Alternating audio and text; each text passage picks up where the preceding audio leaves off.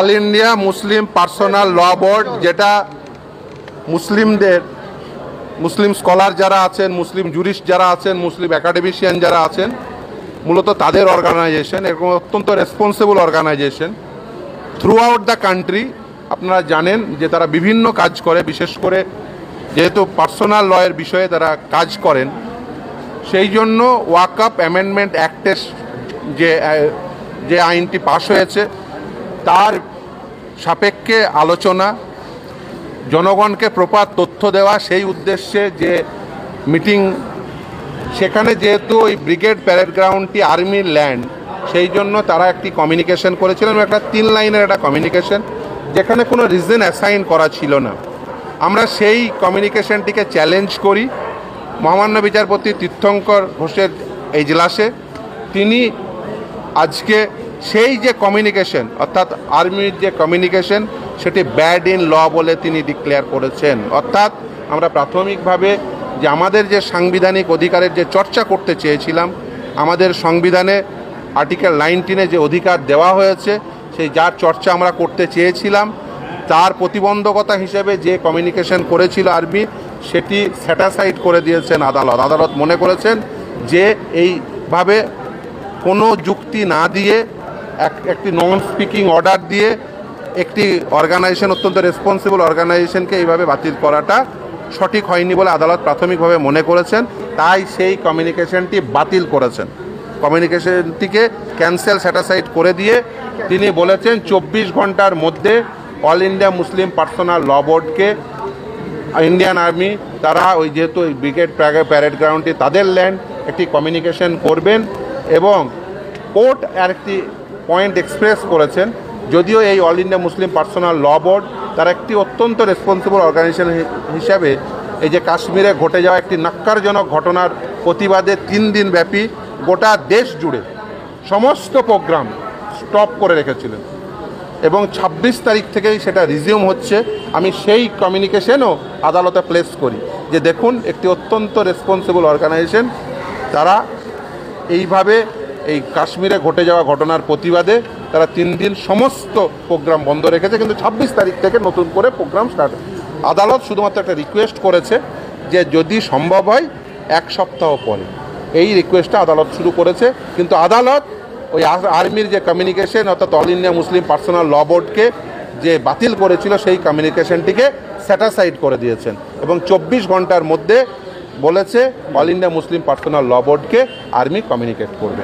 এই না, রাজ্য সরকারের, দেখুন রাজ্য সরকারের বিষয়টি পরে, তিনি যদিও একটু করে অপোজ করে, তিনি আবার টুক করে বলে গিয়ে রাজ্যের অ্যাডভোকেট জেনারেল তিনি বলতে চেয়েছেন, তিনি যদিও সামান্য ল পয়েন্টে, কিন্তু অ্যাকচুয়ালি ছিল বেসিক্যালি ফেভার করা ওই কেন্দ্রীয় সরকারকেই আর কি। কিন্তু তিনি বলেছেন যে আমি এখনই যাচ্ছি না, কারণ আমার ভূমিকা পরে আসবে, ল্যান্ডটা যেহেতু প্রাইমারিলি আর্মির, তাই আর্মির যে কমিউনিকেশন সেটা ব্যাড ইন ল বলে ডিক্লেয়ার করেছেন আদালত। সেটা আদালত মনে করেছেন যে ওটা সঠিকভাবে কমিউনিকেট নয়, কখনোই এইভাবে একটা অর্গানাইজেশনকে উইদাউট এনি রিজন এইভাবে বাতিল করা যায় না, তার একটি মিটিং হোল্ড করার যে সাংবিধানিক অধিকারকে। তাই সেই কমিউনিকেশনটিকে বাতিল করে 24 ঘন্টার মধ্যে এই অর্গানাইজেশনকে, অর্থাৎ অল ইন্ডিয়া মুসলিম পার্সোনাল ল বোর্ডকে বলেছে আর্মিকে কমিউনিকেট করতে। এবং এখানে জামান সাহেব আছেন, ওনাকে ওনার পার্সোনাল ইমেল আইডিতে, ওনার যে ইমেল আইডি উনি প্রোভাইড করেছেন, সেই ইমেল আইডিতে 24 ঘন্টার মধ্যে ওনার ইমেল আইডিতে সেই কমিউনিকেশন ইন্ডিয়ান আর্মি করবে। ফলে উনি যেহেতু পিটিশনার নাম্বার 2, এবং উনি অল ইন্ডিয়া মুসলিম পার্সোনাল ল বোর্ড ওনাকে এই বিষয়টিকে দেখার জন্য যেহেতু অথরাইজ করেছেন, তাই ওনার ইমেল আইডিতেই 24 ঘন্টার মধ্যে ইন্ডিয়ান আর্মি জানিয়ে দেবেন, মেল করে জানিয়ে দেবেন। এবং ওই যে আগেকার যে কমিউনিকেশন, সেটাকে আদালত বাতিল করেছে। আমরা প্রাথমিক জয় পেয়েছি, এবং আমি সকল মানুষকে আহ্বান করব, আপনারা শান্তিপূর্ণভাবে, নিশ্চিতভাবে সৌহার্দ্যর পরিবেশ বজায় রেখে, সম্প্রীতির পরিবেশ বজায় রেখে এই ওয়াকফ অ্যামেন্ডমেন্ট অ্যাক্টের বিরুদ্ধে আপনারা শান্তিপূর্ণ গণতান্ত্রিক যে অধিকার, তার চর্চা করুন। না, এটা তো কারণ এই রিপিটেশন যে উদ্দেশ্যে, যে ওই যে কমিউনিকেশন, কারণ আমরা চ্যালেঞ্জ করেছিলাম ওই কমিউনিকেশনটি, কারণ ওই কমিউনিকেশনটি সাংবিধানিকভাবে বৈধ বলে মনে করছে না অল ইন্ডিয়া মুসলিম পার্সোনাল ল বোর্ড।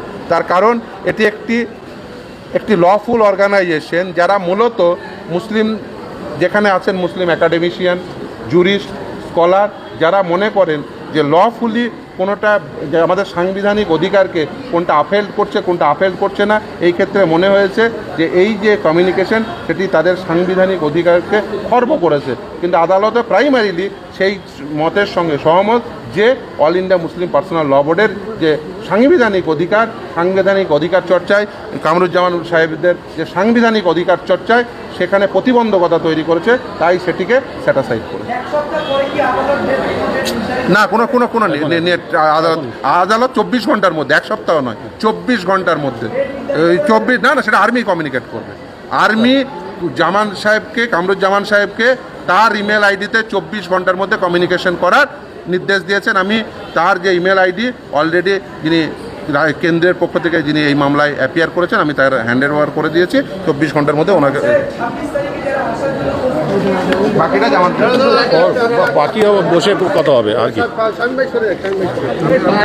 আদালত যা বলেছেন সেটা আস্তে আস্তে আদালত যেটা বলেছেন সেটা আমাদের আইনজীবী মাননীয় ফেরদাউস শামীম সাহেব আপনাদেরকে জানিয়েছেন, আপনাদের মাধ্যমে গোটা রাজ্যবাসীকে জানিয়েছেন। শামীম ভাই বলেছেন যে কলকাতার অন্য জায়গায় যদি আপনারা সভা করতে চান সেটা আপনারা আলোচনা করুন, আর যদি মনে করেন যে ব্রিগেডেই আপনারা সভা করবেন তাহলে আপনারা 26 তারিখটা পোস্টপন করে আর্মি থেকে যে কারণ দিয়ে আপনাদের মেলে 24 ঘন্টার মধ্যে জানাচ্ছে সেটা আপনারা জানেন, আর তারপরে আমরা আলোচনা করে জানাবো, বসে আপনাদের জানাবো। তবে আমরা খুশি হয়েছি যে আর্মি তারা যেভাবে আমাদের অল ইন্ডিয়া মুসলিম পার্সোনাল ল বোর্ডকে সভা করতে দেবে না বলে কোনো নিয়ম ছাড়াই কোনো কারণ না দেখিয়েই যেভাবে ছোট্ট একটা চিঠি দিয়ে আমাদের অধিকারকে খর্ব করেছিল, সাংবিধানিক অধিকারকে, সেটা অন্তত আদালত রিজেক্ট করে দিয়েছেন। সেটা বলেছেন যে আর্মির এই ধরনের কোনো এখতিয়ার নেই একটা অর্গানাইজেশনের সভা না করতে দেওয়া, তবে আর্মি থেকে 24 ঘন্টার মধ্যে জানালে আমরা আপনাদের মাধ্যমে রাজ্যবাসীকে জানাবো।